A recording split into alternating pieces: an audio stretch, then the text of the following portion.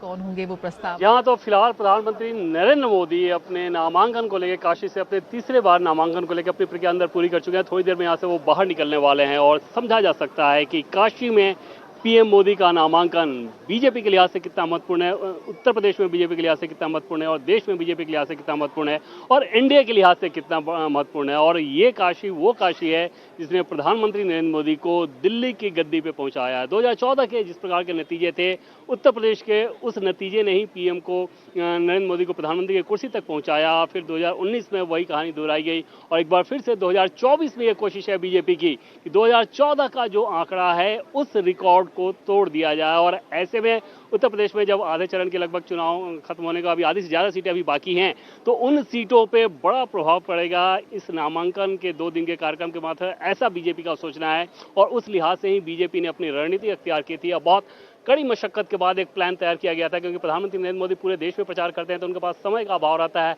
अपने संसदीय क्षेत्र में प्रचार करने के लिए। तो उस लिहाज से उतने कम समय का ज्यादा से ज्यादा कैसे उपयोग बीजेपी संगठन कर सके, इसलिए बीजेपी के बहुत सारे नेताओं ने काफी मशक्कत की और उस मशक्कत के बाद जो प्लान तैयार किया गया अब यहाँ पे खत्म होने को है। यहाँ से थोड़ी देर बाद जब प्रधानमंत्री जाएंगे तो बीजेपी के पदाधिकारियों और कार्यकर्ताओं की एक बैठक को संबोधित करेंगे और उस बैठक में जो मंत्र होगा उसी मंत्र के सहारे यहाँ के पार्टी के पदाधिकारी और कार्यकर्ता उसे आगे बढ़ाएंगे, ताकि जब 4 जून को चुनावी नतीजे आए तो उसका असर दिखे। बीजेपी के स्थानीय संगठन की बात करें तो उसके सामने सबसे बड़ा चैलेंज ये है कि क्या जिस एम्बिशियस टारगेट को, यानी कि मार्जिन टारगेट को उसने तय कर रखा है कि इस बार प्रधानमंत्री नरेंद्र मोदी की जो जीत होगी 8 लाख या 10 लाख जैसी जीत होगी, क्या उसे वो अचीव कर सकती है, और अगर अचीव कर सकती है तो उसे किस प्रकार से मेहनत करना होगा। और ये मसला सिर्फ काशी का है ही नहीं, ये मसला पूर्वांचल की सीटों का है। न सिर्फ पूर्वांचल बल्कि बिहार की जो सटी हुई सीटें हैं, उत्तर प्रदेश की बॉर्डर से लगी हुई सारी सीटों को अगर जोड़ दे तो तकरीबन 35 का आंकड़ा हो सकता है।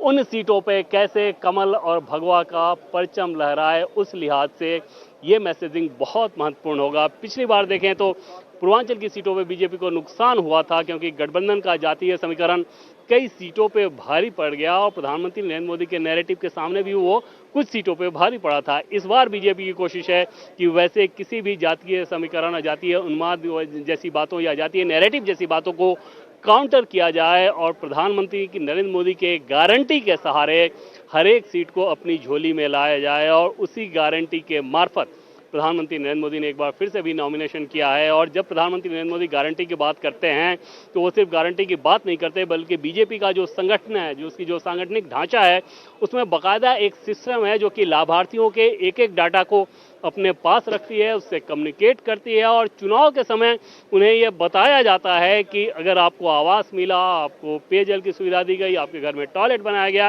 या किसी भी अन्य तरह के सरकारी स्कीम का आपको फायदा मिला है, तो ये प्रधानमंत्री नरेंद्र मोदी की जो गारंटी है वो गारंटी आपके चलते है। आपने क्योंकि वोट दिया और प्रधानमंत्री के तौर पर नरेंद्र मोदी को कुर्सी पर बैठाया, तो उसका दूसरा मैसेज ये रहता है कि एक बार फिर से आप इस काम को करें ताकि आपके जीवन में और ज़्यादा बेहतरी किया जा सके। फिलहाल यहाँ पे लोगों का आप देखें तो कचहरी के बाहर लोग यहाँ पे खड़े हैं और इंतजार कर रहे हैं उस एक झलक का कि प्रधानमंत्री नरेंद्र मोदी का काफिला जब यहाँ से निकलेगा तो वो वेव करते हुए यहाँ से वो निकल सकें। और बार बार काशी जब भी पीएम मोदी आते हैं, काशी में ऐसा ही माहौल देखने को मिलता है। चुनाव के समय थोड़ा सा बदलाव ये आ जाता है कि कुछ दूसरे कंस्टिट्यूंसी के आसपास के लोग भी प्रधानमंत्री मोदी को देखने के लिए और ऐसे रोड शो में शिरकत करने के लिए वो जरूर आना चाहते हैं, ताकि उस इलेक्ट्रीफाइंग इमोशन को खुद से देख सकें, महसूस कर सकें, जो कि काशीवासी प्रधानमंत्री नरेंद्र मोदी के दिल्ली में रहने में देती है।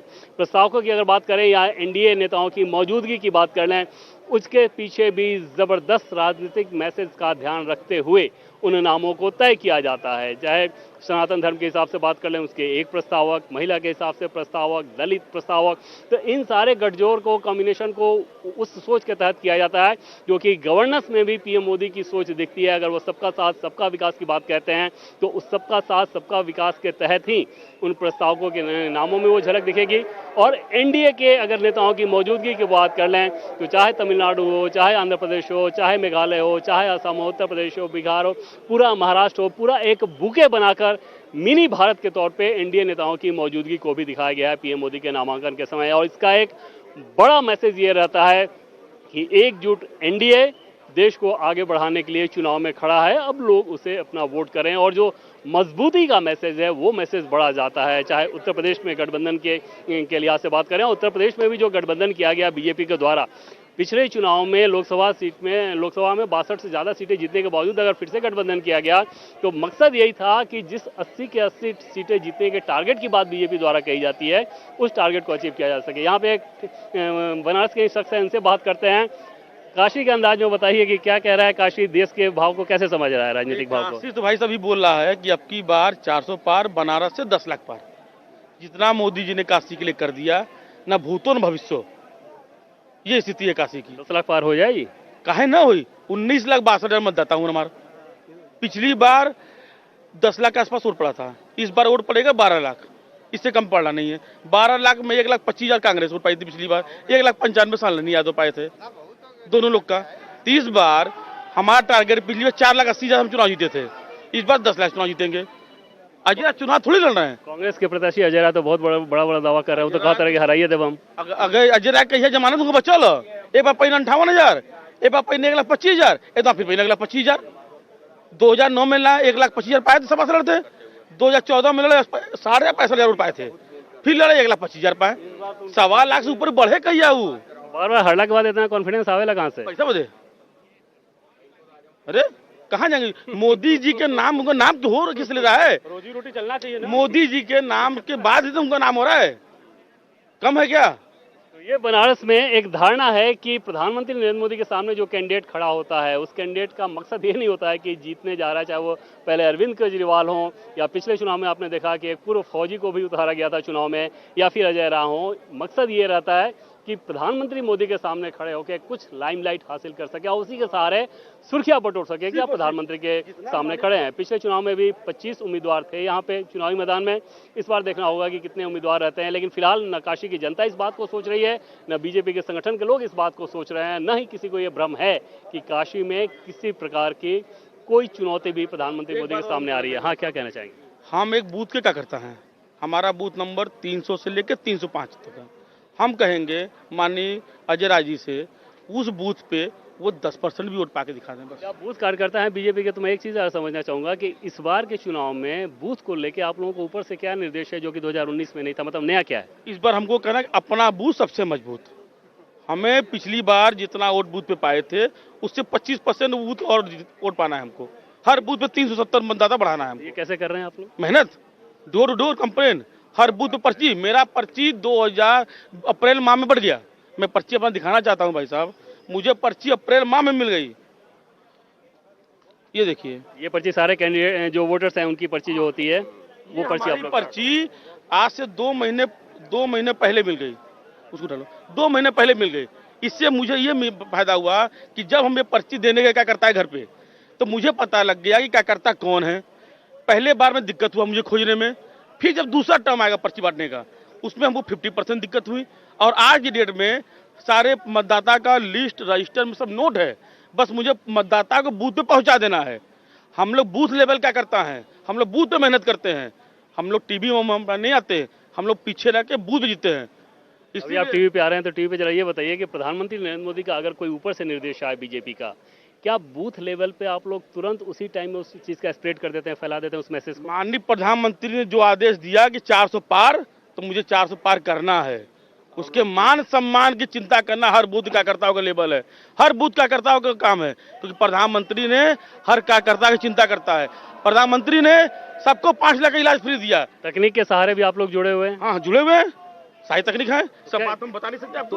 थोड़ा कुछ बताइए, जो बता सकते हो वो बताइए कि ऊपर से जो निर्देश आता है ग्राउंड पे आप लोग कैसे पहुंचाते हैं? मेरा क्या करता देखिए, बूथ का ये बताएगा आपका उसका भी। कैसे ये लोग आप लोग कैसे काम कराते हैं आप लोग? हम लोग लोगों के बीच जो भी योजना का लाभ पाए हैं प्रधानमंत्री द्वारा उस विषय में उनको बारीकी बताते हैं और आगामी चुनाव के लेकर के लोगों को उत्साहित करते हैं कि माननीय प्रधानमंत्री को तीसरी बार लगभग 400 पार सीटों के साथ विजयी बनाएंगे। ये बताइए, जैसे मान लीजिए प्रधानमंत्री नरेंद्र मोदी ने आज कोई बड़ी बात कही जिसको ग्राउंड तक पहुंचाना है, तो उसके लिए आप लोगों का सिस्टम क्या होता है? हमारा सिस्टम क्या है, जैसे हमारा महानगर की टीम बैठक होती है, महानगर ने हमको आदेश दे दिया ये प्रोग्राम आया है, उस प्रोग्राम को मेरा काम है बूथ के लेवल का करता हूँ धरातल उतारना।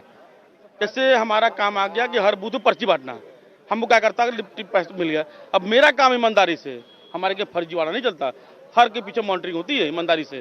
तो क्या करता, मेहनत करता है, क्या करता, कोई पैसा नहीं मिलता हमारे क्या, तो क्या करता है मान सम्मान है, क्योंकि प्रधानमंत्री ने देश का मान सम्मान बनाया आज, तो इसलिए ये सवाल मैं थोड़ा सा आपको रोकना चाहूंगा कि जैसे आपने बताया कि पैसा नहीं मिलता, हम लोग भी जानते हैं कि बीजेपी संगठन के लोग किस तरीके से काम करते हैं। ऐसे में वो कौन सी चीज है जो आप लोगों को इतना मेहनत कराने के लिए मजबूर करती है? देशभक्ति, देश का जुनून, क्योंकि मेरे देश को आज से 10 साल पहले कोई पूछने वाला नहीं था।